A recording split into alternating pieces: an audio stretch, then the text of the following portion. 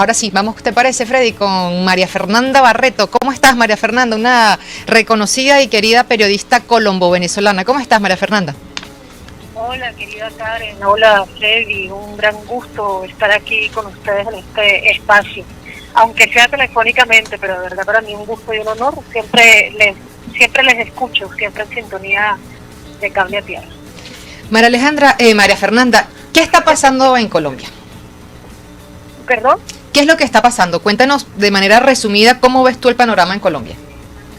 Bueno, estamos viendo, como señalaba el compañero Freddy hace rato, un nuevo intento de un lawfare contra Gustavo Petro. Y digo nuevo porque para Petro esto es prácticamente un déjà vu. Ya no se le permitió anteriormente terminar su gestión en la alcaldía de Bogotá. Ahora se pretende que no termine la gestión en la presidencia de la República. Y esto, como señalaba también el compañero Diosdado Cabello, era previsible. Gustavo Petro logró llegar al poder ejecutivo en Colombia, pero Colombia, como ya hemos conversado incluso, Karen, contigo en otras ocasiones, es un país gobernado por grandes poderes de facto. Entonces esos de facto ahora están tratando de ejecutar un lawfare, violando incluso el debido proceso, pero como todo lawfare, este es un lawfare que está acompañado por un golpe mediático, una guerra que han desatado desde el inicio del gobierno de Gustavo Petro, los carteles mediáticos que hay en Colombia, que son verdaderas mafias y que tienen gran poder sobre la opinión pública. Y además, como todo lawfare, es también una acción que tiene una clara posición de clase, digamos. Entonces, mientras los gobiernos anteriores, póngase como ejemplo específico el gobierno de Iván Duque y los gobiernos de Álvaro Uribe Vélez, fueron directamente financiados por el narcotráfico, y tradicionalmente en Colombia las campañas han sido financiadas por el narcotráfico y por los grandes capitales, ahora se pretende criminalizar que la campaña de Gustavo Petro haya sido financiada por los dos sindicatos más importantes de Colombia. El Sindicato de Educadores y Educadores, SECODE, que tiene más de 1.000 víctimas en los últimos años durante la guerra que todavía hay en Colombia, y la USO, que es el sindicato petrolero, el sindicato más antiguo de Colombia, que tiene 123 víctimas. Entonces ahora eso sí es delito que estos sindicalistas hayan reunido dinero de todos miembros de su sindicato para apoyar esta campaña.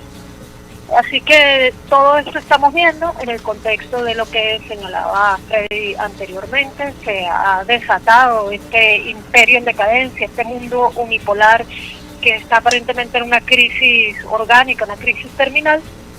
Ha desatado una guerra contra los pueblos, una guerra que es multidimensional, que es hibridizada, y los lawfare son una de las modalidades de guerra que también hemos enfrentado en Venezuela, que ahora está enfrentando el gobierno progresista de Gustavo Petro, y eso va acompañado de guerras mediáticas. Y bueno, por supuesto, en el caso de Venezuela no se ha desatado así en Colombia también guerras económicas, guerras psicológicas, incluso guerras cognitivas, que eso sí también en Colombia forma parte de las operaciones que acompañan este lawfare en construcción.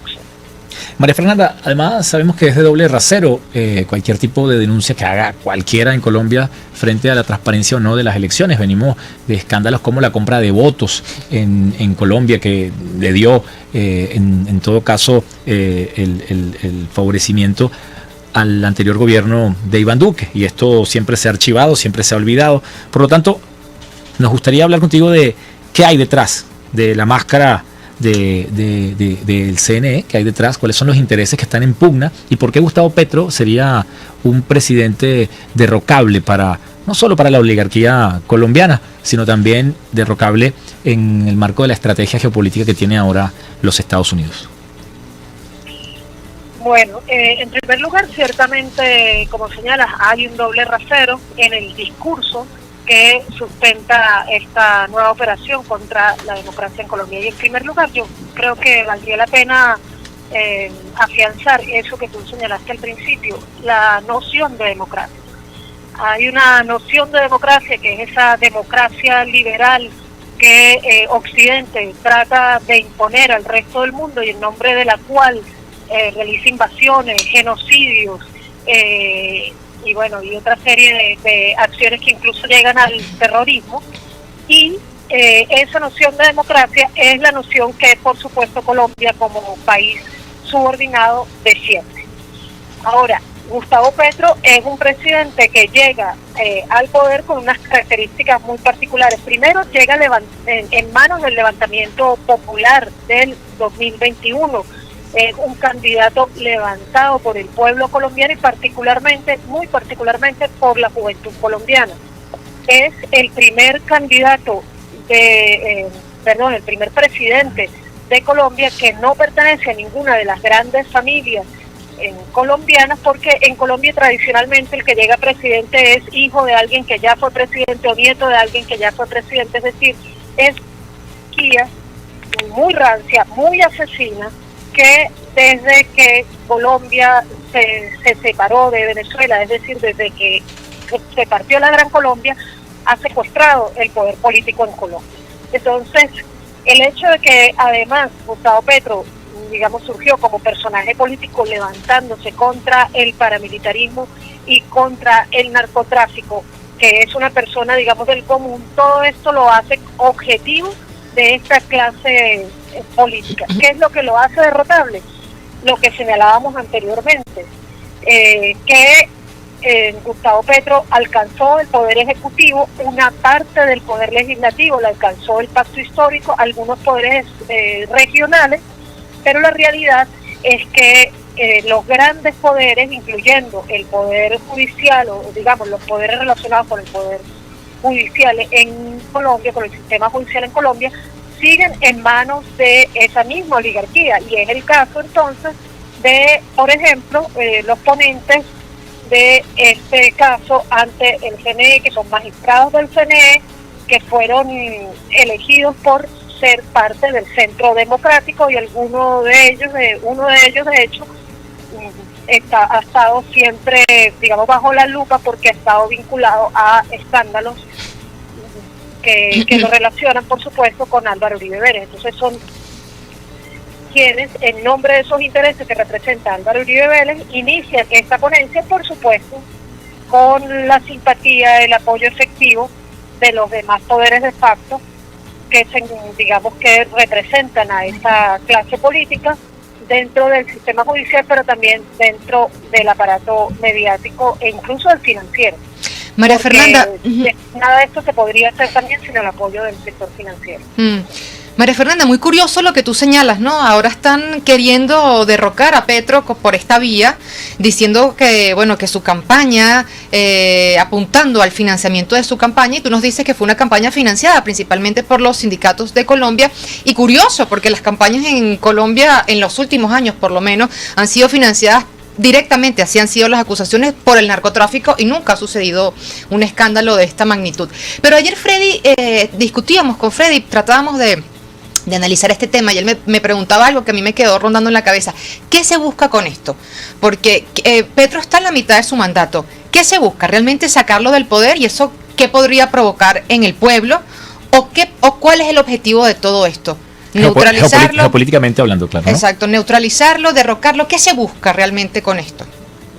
Sí, más allá de la política interna, que obviamente esto sería un mensaje directo al pueblo colombiano, decirle no vale la pena que pongan empeño en levantar algún candidato porque no lo vamos a dejar gobernar, porque de hecho no le han permitido hacer ninguna de las reformas. También es un mensaje para decirles no vamos a aceptar una salida política al conflicto social y armado que vivimos, queremos continuar en guerra.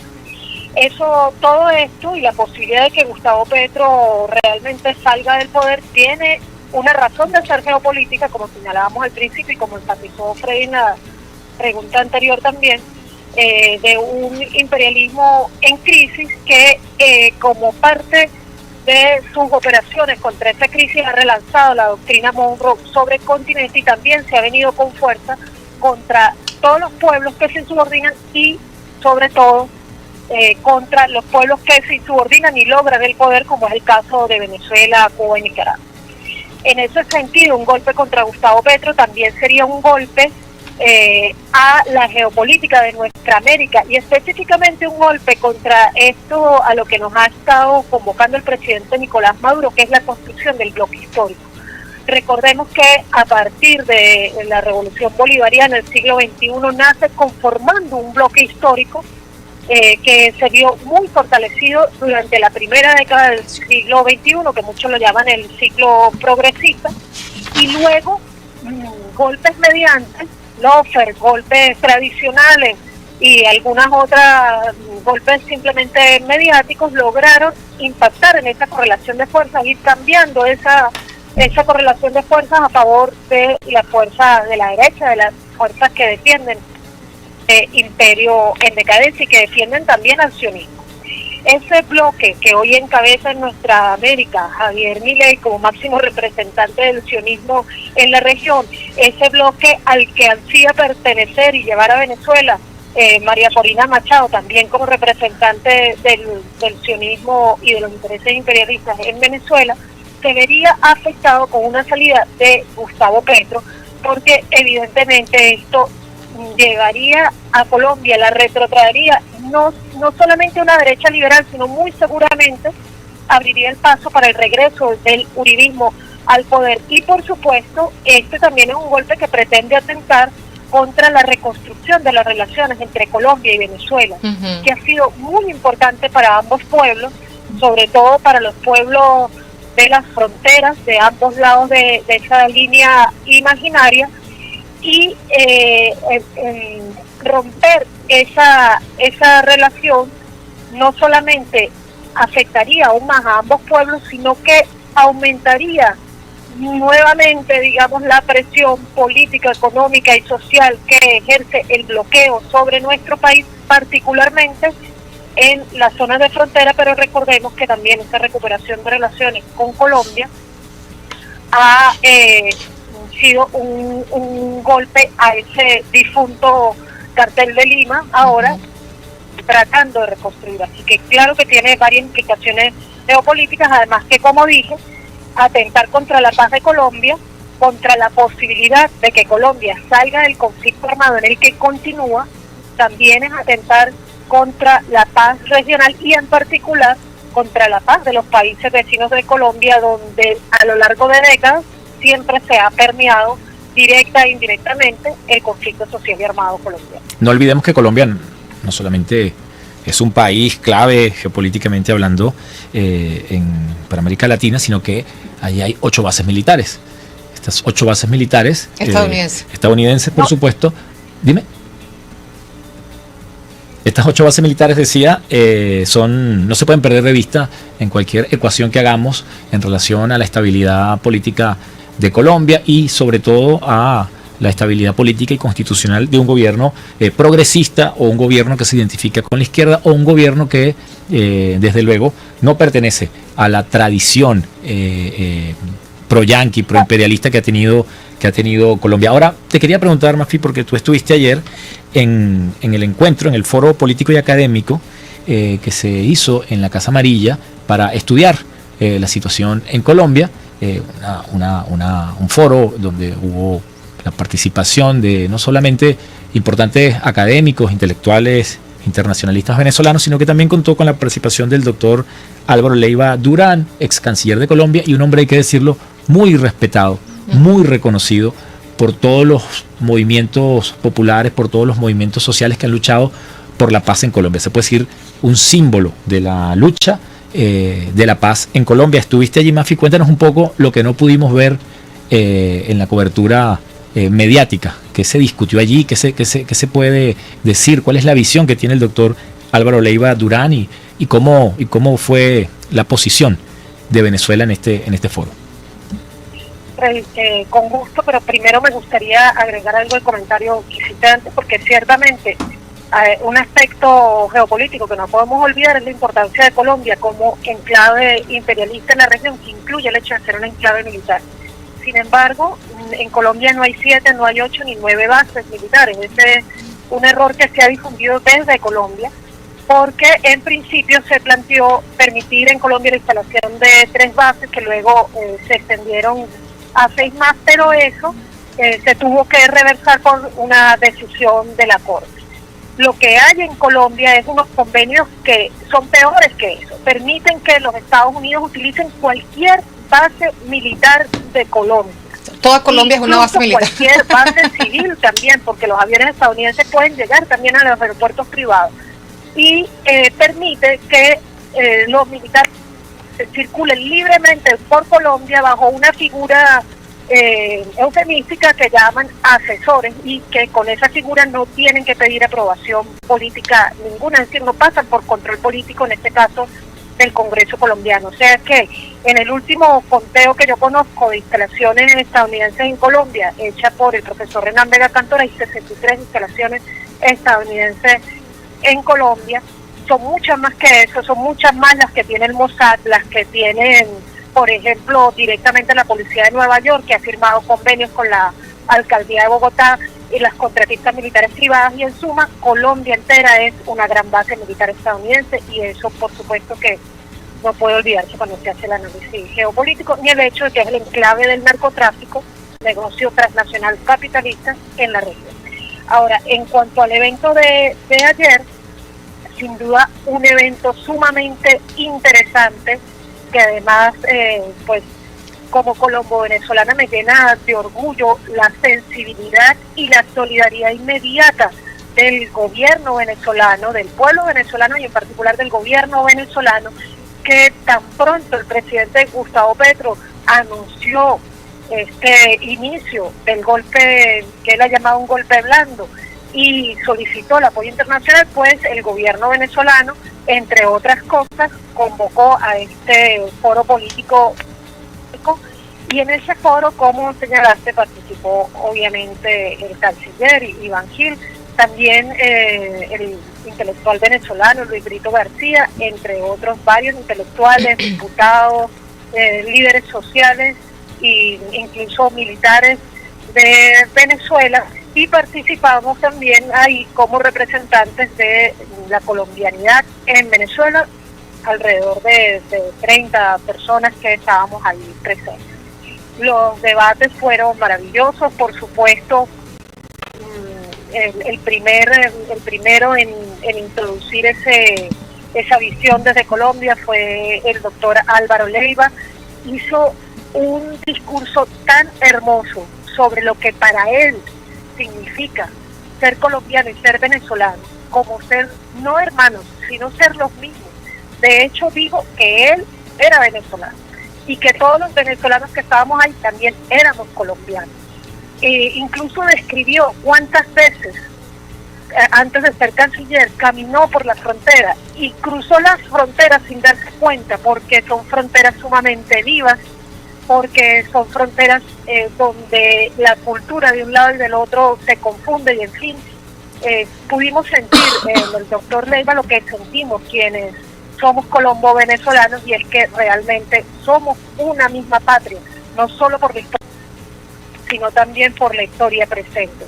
Ahí hicimos varias propuestas frente al canciller para ser elevadas al presidente Nicolás Maduro, entre otras propuestas algunas propuestas que se hicieron. Por ejemplo, primero se propuso, por supuesto, manifestar todo nuestro apoyo al presidente Gustavo Petro, como colombianidad en Venezuela, y también como los venezolanos que somos buena parte de esa colombianidad.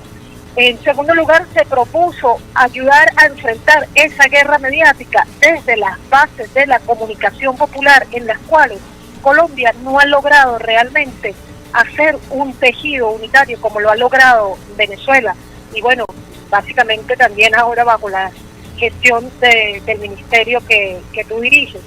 Y dentro de ese entramado maravilloso de medios comunitarios alternativos que tiene Venezuela, proponíamos que se levantara una campaña para develar qué es lo que realmente está ocurriendo en Colombia, porque además hay que recordar que dentro de esa red, en las bases de los pueblos venezolanos, hay también gran cantidad de personas nacidas en Colombia, o de venezolanos, hijos de colombianos y colombianas, y también gran cantidad de medios que son de la frontera, es decir, de ese pueblo que se siente aún más binacional que el pueblo de Caracas o el pueblo de Bogotá, y lo es. Otra de las propuestas fue volver a levantar las banderas de ese movimiento que el propio presidente Nicolás Maduro convocó en el 2015, que fue el movimiento bolivariano de colombianos y colombianas por la paz, un movimiento que para ese momento yo como responsable del estado Mérida nada más, llegó a alcanzar en el estado Mérida 12.000 inscritos e inscritas, y a nivel nacional más de 500.000 personas inscritas. Se propuso también que los partidos del Gran Polo Patriótico buscaran entre sus filas la gran cantidad de colombianos y colombianas que tienen inscritos.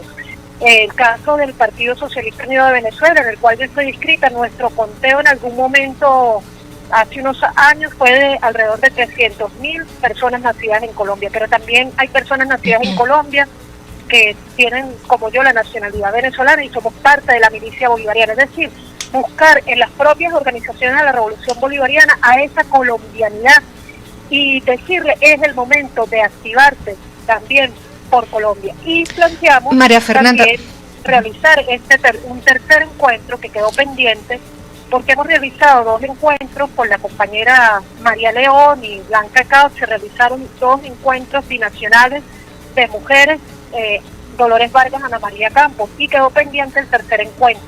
Y creemos que todos los encuentros de los movimientos sociales colombianos y venezolanos son muy importantes para afianzar esa relación.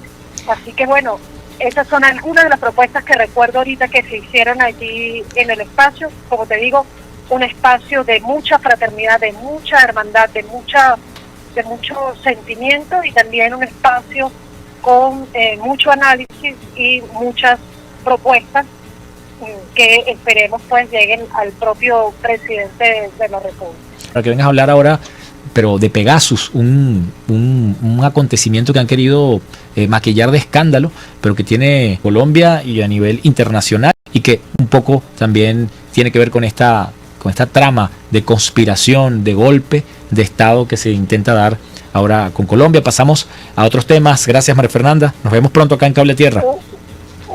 Un abrazo, Freddy. Definitivamente ese tema de Pegasus es un tema muy interesante que podemos conversar en otro momento. Muchísimas gracias por la invitación. Espero la próxima vez poder acompañarles ahí en el estudio. Y bueno, un abrazo también para ti, Karen, para Alexandra, para todo el equipo de Cable a Tierra. Muchísimas gracias, María Fernanda. Era María Fernanda Barreto, periodista colombo-venezolana, dándonos un panorama de todo lo que sucede en Colombia.